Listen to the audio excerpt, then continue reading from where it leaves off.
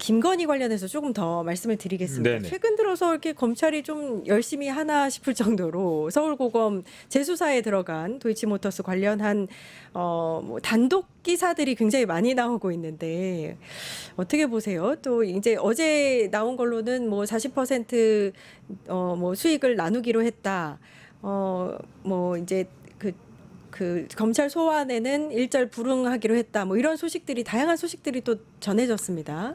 너무 다양한 얘기인데요. 첫째, 검찰 수사에는 불응하기로 했다라는 거 말씀드리면 사실은 김건희 씨 같은 경우에는 그 소환 요구가 있을 때마다 갖은 이유를 다 들어서 소환에 불응했거든요. 예전에는 대선 이후에 출석하겠다. 대선 이후에 출석 요구를 하니까 이제는 특검을 예의를 들었고 특검 이후에는 아마 특검의 경우에는 건강상의 문제를 들 수도 있습니다.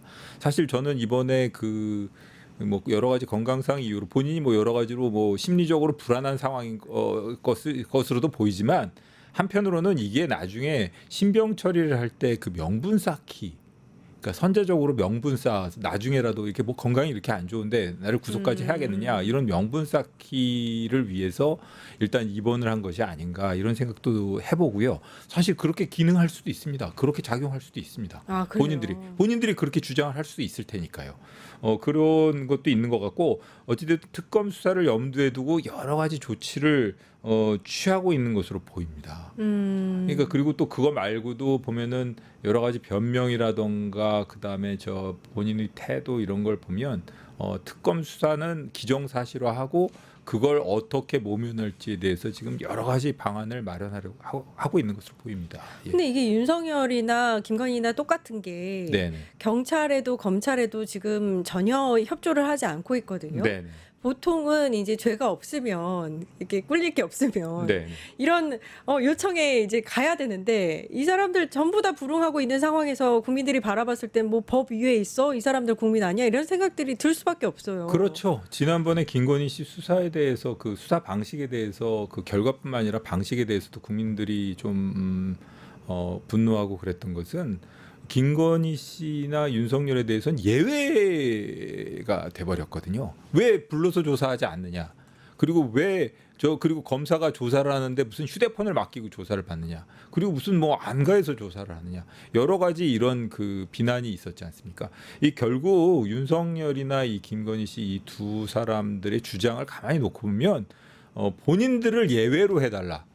그리고 본인들이 싫은 일은 하고 싶지 않다. 일종의 그러니까 뭐 떼쓰기 그렇게밖에 볼 수 없는 그런 상황이죠. 그러니까 본인들이 하기 싫은 일은 하지 않겠다. 어떻게 보면 성숙되지 못한 모습입니다. 그러니까 좀 그런 자리까지 갔었던 사람들로서 대단히 성숙되지 못한 모습을 보이고 있고 어떻게 보면 특권 의식 내지는 본인들이 이런 법 질서나 일반적인 사법 질서에 있어서 시스템의 예외라고 생각을 하고 그 예외를 적용해 달라고 요구하는 거기 때문에 이번에 원칙을 바로 세우기 위해서라도 단호하게 불출석에 대해서는 체포영장을 청구하던가 해가지고 조치를 취해야 할 겁니다. 특검에서 그 역할을 좀 해줬으면 하는. 특검에서는 당연히 해야 되고 네. 특검에게 기대하는 게 그건데 그런 특검에서조차 그런 신속한 절차 혹은 신속한 그 원칙으로의 그 복귀 이런 게 이루어지지 않는다면 그때는 특검은 뭐 소용이 없는 것이 되겠죠. 예.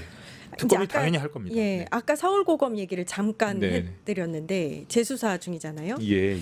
근데 이제 다양한 단독들이 나오는 걸로 봐서 이제 어떻게 보면 서울고검이 일을 제대로 하고 있네라는 생각이 들면서 또 한편으로는 그러면은 서울중앙지검은 뭘 했던 건가 지난 4년 반 동안 이런 생각도 들고 또 한켠에서 나오는 얘기 중에는 이미 증거가 가지고 있었던 증거인데 미래에셋증권의 녹취록 같은 경우에는 그걸 이제 무시하고 갔거나 아니면은 이제 그것만 김건희와의 녹취록만 빼고 압수수색했거나 뭐 이런 다양한 이야기들이 나오고 있어요.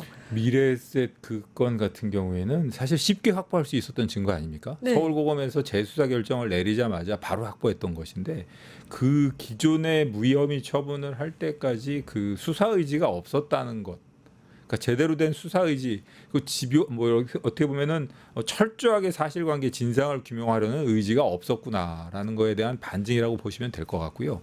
그 다음에 여러 가지 그 이후에 이렇게 그 출석 요구를 한다던가 이런 거는 사실 출석 요구만 열심히 했지만 아무런 성과도 없었지 않습니까? 그리고 지금 현재로서는 본인들이 특검에 사건을 넘겨줘야 될 상황이기 때문에 이 출석 요구라도 했다라는 명분 쌓기에 지나지 않는다. 본인들이 아무리 뭐 수사 의지가 있었네라고 얘기를 하더라도 지금 수사가 될 수도 없는 상황이고 어떻게 보면 특검의 왜 여태까지 수사가 이렇게 지연되는지 그 부분도 특검의 수사 대상에 속하거든요. 그런 부분을 피하기 위한 뭐 면피성 소환 이렇게 볼 수밖에 없어 보입니다. 예. 이제 아까 이제 내란 특검에서는 그 추가 기소를 하지 않은 검찰에 대한 조사도 필요하다라는 네네. 이야기를 드렸는데 이번 김건희 특검에서는 지난 4년 동안 조사를 이런 식으로 제대로 하지 않은 검찰에 대해서도 특검이 좀 조사 대상에 넣어야 되는 게 아니냐 이런 목소리도 있어요. 조사 대상입니다. 아. 그 부분은 관련된 그 16개 그 조항으로 되어 있죠. 그 부분을 들여다보게 되어 있고요. 당연히 들여다볼 수밖에 없습니다.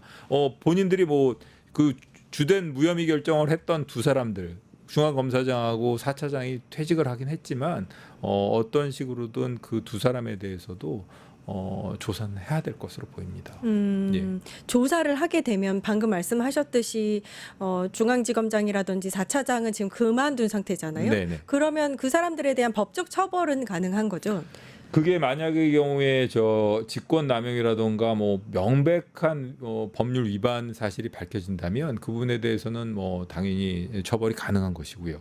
근데 그런 게 아니다 하더라도 명확하게 그 지금 현재 남아 있는 사람들 이런 사람들에 대해서라도 절차를 왜 밟지 못했는지 어떤 누가 의사결정을 해가지고 이렇게 수사가 지연된 것인지 왜 소환이 이렇게 지연됐는지 그리고 그 지연되는 과정에서 어떤 일이 있었는지 예를 들어 지금 김건희 씨가 사건 수사를 앞두고 총장하고 민정수석하고 통화했다는 내용도 나오고 김건희 씨가 민정수석하고 통화했다는 내용도 나오고 그런 게 나오지 않습니까? 네. 그런 부분뿐만 아니라 그러면은 지금 현재 수사팀하고도 어떤 식으로든 저 용산 측하고 조율이 없었다고 말을 할 수는 없는 것 같거든요. 저만 해도 그렇지 않았겠어?라고 의혹을 갖고 있는데 일반 국민들은 어떻겠습니까? 그러니까 그런 점을 명확하게 밝히는 차원에서라도 제가 보기에는 뭐 통화 내역 조회라든가 필요한 조치는 다 해야 될 것 같습니다. 네, 특검이 할 일들이 굉장히 많은 것 같습니다. 좀 빠르게 구성이 돼서 좀 시작이 되었으면 네네. 하는 그런 바람입니다. 류혁의 내부 보고서 류혁 전 법무부 감찰관과 이야기 나눠봤습니다. 감사합니다. 예.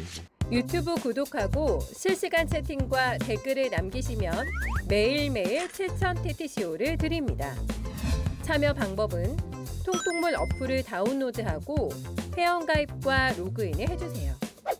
마이페이지에서 나의 회원 고유 번호를 복사해주세요. 유튜브 구독 후 실시간 채팅이나 댓글창에 고유 번호를 한 번만 입력하면 준비 끝! 지금 유튜브 채팅과 댓글 쓰기 참여하고 실천 TTCO 받아가세요.